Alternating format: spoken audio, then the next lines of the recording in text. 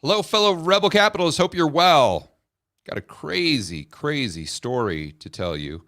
And if you're wondering, the title is not clickbait. That actually just happened. I just saw someone get shot, not just once, multiple times. And I wanted to tell you the story because I think it should give us food for thought on not only different societies, but what should be the policy towards shooting someone in self-defense. I mean, let me tell you the story, and then I'd love to get your feedback. Maybe for this live stream, I'll try to watch the chat and see what you guys are saying here. Maybe we'll go back and forth a little bit. So what happened is I was sitting at a cafe here in Medellin, and just on a side street. If you've ever been to Medellin, you know exactly what I'm talking about. The side streets are very narrow, and there's a lot of cafes. I was just having a coffee, and it's all open air. So there's not like a door to get inside. It's not like going into a Starbucks. It's all just like, there's no door. It just goes right out to the outdoor seating, and that just goes right out to the sidewalk, and that just goes right out to the street, and then a little side street, and across the little side street, there's a bunch of other restaurants, cafes, shops, etc. So I was only about maybe 50 feet from the person who got shot, and I was just sitting down at the little booth and just enjoying my espresso, and I just heard ba ba ba ba ba ba ba, with obviously gunshots, and I didn't know what was going on. So you stand up, and fortunately there was a door right behind me that went in, and I knew the door because I've been to this coffee shop multiple times. I go there almost every day, and I knew this hallway it's all concrete, and so I wanted to get into this hallway where there was a staircase going up. So I went into this hallway as quickly as I could, and I grabbed all the other people that were around me and said, "Hey, come into this hall, come into this call, come in here." And so everyone came in, and people were wondering what was going on, and then they dropped down the main door, like when they close, like the thing that goes over the whole cafe, and then the workers were there just trying to check out, what's happening here. And then obviously, seconds later, the police showed up, and everyone was out there kind of scrambling around. It was kind of it wasn't as chaotic as you would have thought it would be, to the point where I didn't even know if it was that really gunshots, or did we just think it was gunshots? Because I thought, if this were really gunshots and someone just got shot 50 feet away from me, with all these people and all these, outdoor seating. I mean, there's hundreds of people there. I thought it would have just been chaos, but it was very kind of calm and orderly. So, long story short, 5 minutes goes by or so, 10 minutes. And then I go outside because obviously kind of the coast is clear, just trying to figure out, what on earth happened. And there were some gringos that were at the cafe that was like 50 feet away from me, right across the street, where the guy got shot on the sidewalk. And what's interesting too is I was thinking about a couple times in the United States where I've actually been in a similar situation. The one time that I remember vividly was in Phoenix, where I was walking down the side of the sidewalk, and someone, gang members, I'm assuming, did a drive-by shooting, and fortunately they didn't. I don't even know who they were aimed at, but they're just shooting into a house just indiscriminately. Obviously, it was probably someone's house they didn't like, but it's not like they saw the person and were shooting directly at him. They're just lighting up the person's house, and whoever was inside probably got hit. So that kind of brought back memories. But I talked to those gringos, and they not only saw the whole thing from about 10 feet away, but then they spoke English and Spanish. They listened to the police the interaction between the police and the guy that actually did the shooting. And what was incredible to me is that the guy that actually did the shooting, he wasn't like on the ground in cuffs. It's just, he was just standing there like talking to the police. So initially that was incredibly bizarre. So anyway, the gringos kind of gave me the lowdown on what happened.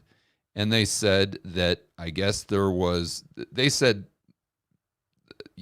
translating, that there was a boss in the cafe, and a thief, I guess, who maybe knew who this boss was, came up and tried to rob him, or did rob him.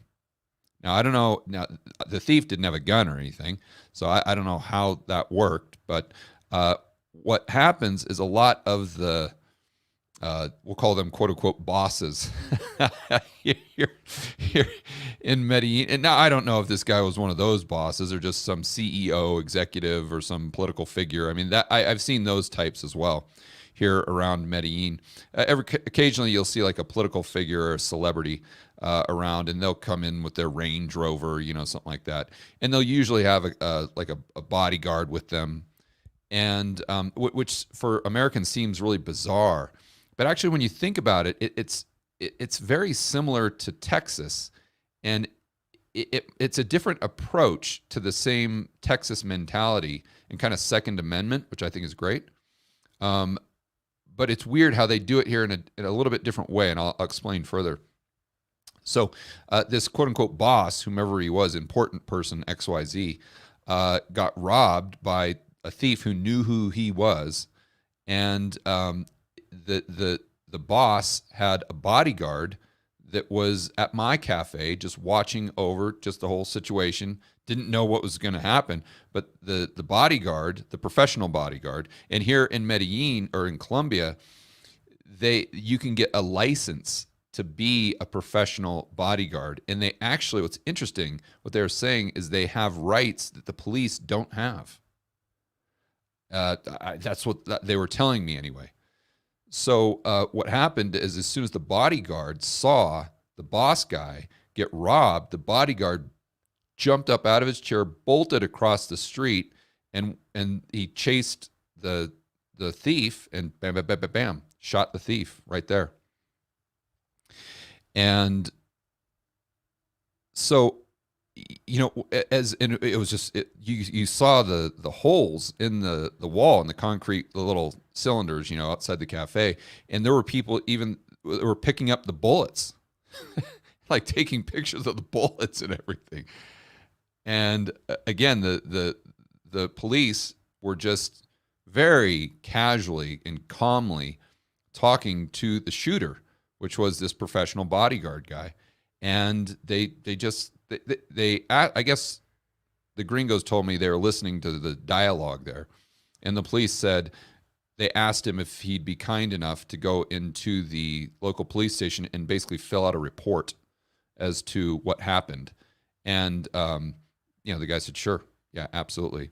And so, what's weird is they don't ask the person that got robbed, or maybe they asked him as well, but they're more focused on the person who is an actual professional, like a licensed professional that potentially has these rights above and beyond the actual police, right? And it reminded me of, Texas was the first thing that came to mind because so many people are armed in Texas. And I know in Phoenix, actually, you can carry a concealed weapon if you have a permit. And obviously, one of the benefits to doing that, or one of the arguments why you should do that, is because if you get robbed, if you get into one of these compromising situations, that you can defend yourself. And if you got robbed, then you could shoot that guy personally. And that's your way of defending yourself and your family. And that's what I would argue deters a lot of theft, because the robbers know that, hey, if I rob someone in Texas, there's a good chance that dude's carrying a gun. And I don't want to be a part of that transaction, right? Where if you're in a state or a country that where the people aren't allowed to have a gun, then and I think the data would show this as well, that the amount of petty theft and robbery is much higher because the thieves don't have that disincentive to go out there and steal personal property from someone walking down the street, or in this case, sitting at a cafe. But here, you're not allowed to carry like you are in Texas or in Arizona, but you are allowed to have and hire a bodyguard that is allowed to carry.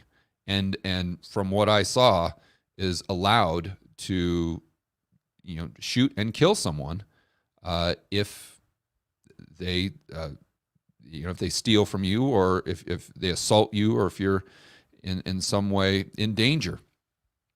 And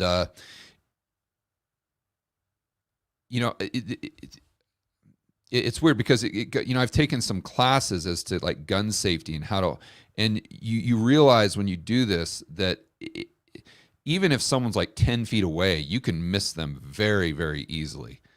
And if you're not a professional, if you don't get into these situations, not daily, but if you haven't been in these situations before, think about the adrenaline, your heart rate, and you get to a point where you could potentially, miss somebody if you're just kind of a civilian and accidentally, shoot someone else. Now, I'm not saying that's a reason why you should not own a gun. I think that's a reason why you should be fully trained, and you should take it upon yourself, and that the government should not mandate that, but you should take it upon yourself that if you do carry a gun for that reason, that you are fully trained. So if you have to use it, you're going to use it in the way that is let's say, most efficient, or in a way that has as little possibility of collateral damage or hurting someone who's innocent, which would obviously be horrific.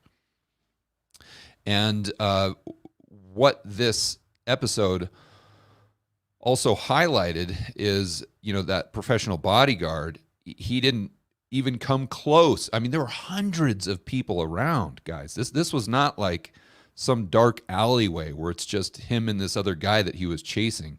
Now, the guy barely ran 10 feet. It's not like he ran like 100 feet. Like, the bodyguard was there, like, instantly, and there was no hesitation. None. Zero. And, he maybe got 10 feet. And even when he was 10 feet, I mean, there were people behind him. I mean, there were people all around. And yet the bodyguard not only got the guy, but the only kind of stray bullets, and the guy probably shot like 10 times. But the only stray bullets were in the lower levels of the concrete that didn't have any chance of hitting someone that they weren't intended to hit.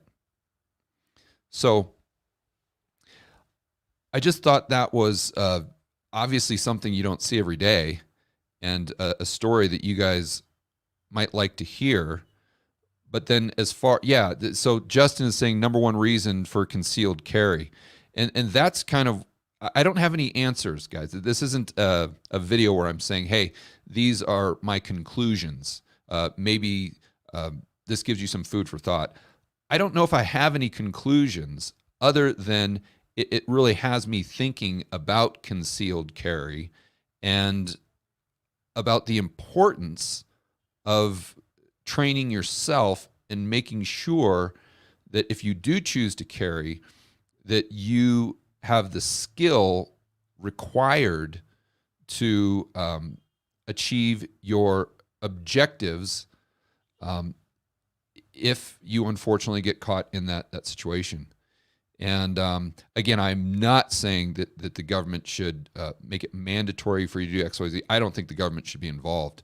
But I think just a matter of personal responsibility, people, if they choose to carry, which I think, I know a lot of people that do that, and they are people that are obsessive about training. And, they're the people that I would really trust in that type of situation. So, but then again, I think what I'm really going over in my mind is just this different dynamic here and different type of culture where they don't allow personal individuals to carry gun, but then they allow maybe more latitude than they even allow in Texas with individuals who actually are these trained bodyguards. And maybe these people even have a little more latitude than the police do, which I think the reason they do that is to prevent crime, because the thieves know that not only could this person, they might not have a gun, but this person could have basically a Navy SEAL that's sitting right around here somewhere, that if I rob this guy, the Navy SEAL is going to have his way with me. And it's just kind of a different approach. And I guess that's one of the main things that I'm thinking about that I wanted to share with you. Let me just go through some of the comments here. And so we've got spot on, a training and skill, spot on. I've seen it go bad. Yeah, right. Need to self-police that big time. Yep. But, like I said, and this is Snoop Dougie Doug. But all the people that I know that carry and have like a concealed permit and whatnot, they not only do the training to get the concealed permit, but these are people that like they're training like once a week, like once a month. They're consistently taking classes and trying to become better and more prepared and more prepared. I personally don't know anyone that just did the bare minimum to get the concealed permit. Just like, oh, I got it, good enough, I'm good to go. So just anecdotal stuff there.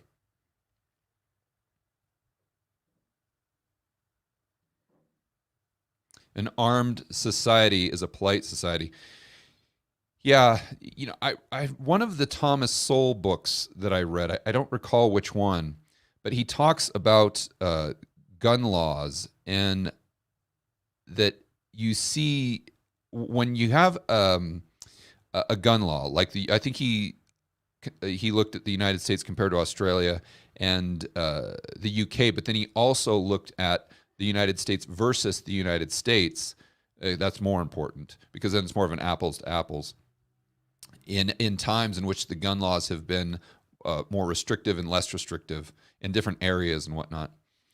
And the data showed that when you have strict gun laws, where most of the people don't have the right to own a gun, the amount of petty crime, they say, the murders might go down, maybe slightly, but the amount of petty crime and robbery and home robberies and assaults, they go way up, which makes a lot of sense. And I'm just thinking out loud. I'm just wondering, if you're a thief, are you more scared of a society where people like Texas, where that most likely the people are going to be carrying a gun, or there's someone around there that's going to be carrying a gun, a civilian? Or are you just as concerned, or maybe even more concerned, about a society where the individuals might not have a gun, but there could be a Navy SEAL that is right there protecting someone that doesn't have a gun that you might choose to rob? I don't know. Again, I don't have the answer for that. It's just kind of interesting to think that through and kind of wonder how that plays out.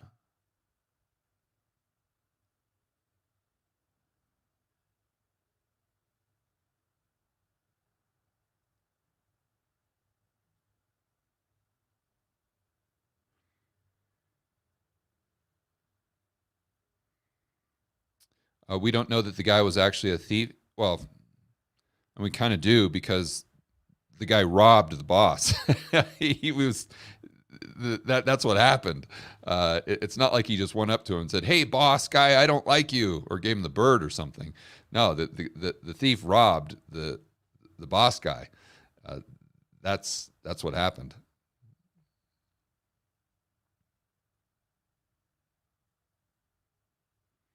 Yeah, so Ryan says the shooter might have a good relationship with the police, but I think that's what, at least that's kind of what I got. And obviously I don't know all the details, but that's kind of the way they made it seem as though these people that have a license to be a professional bodyguard, um, they do definitely have a relationship with the police, and that's how they get the license in the first place. They go through all this training, and I would assume that they have to, the police know them and have their fingerprints and whatnot. So if something like this does happen, that's most likely why the police weren't really, well, that's most likely why the police were talking to this person in a way that to me seemed incredibly casual, considering the circumstances.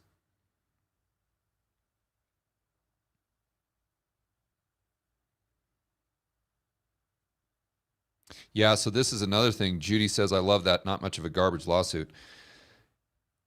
Yeah, that like, another thing that came to mind is the police aren't even, like in the United States, you can imagine, I mean, it would be the media would be there, and the of course the media would have to see, well, was the shooter white or was the shooter black? It has to be a race thing, of course. And and and I think too, in the United States, they'd at least take this person that did the shooting. I mean, in the United, even if the person was defending themselves, I think the police would at least take them away in cuffs until they figured out that, hey, this guy was just defending himself, or this gal was just defending herself. But here, there's none of that. It's like there is more of a commotion and far more chaos in the United States in the United States when someone just rear ends another person. When someone gets into a minor car accident, it's far more of a kind of a big deal with the police. I mean, just everything that's involved. It's a much bigger deal than what I just saw with that thief guy getting shot multiple times.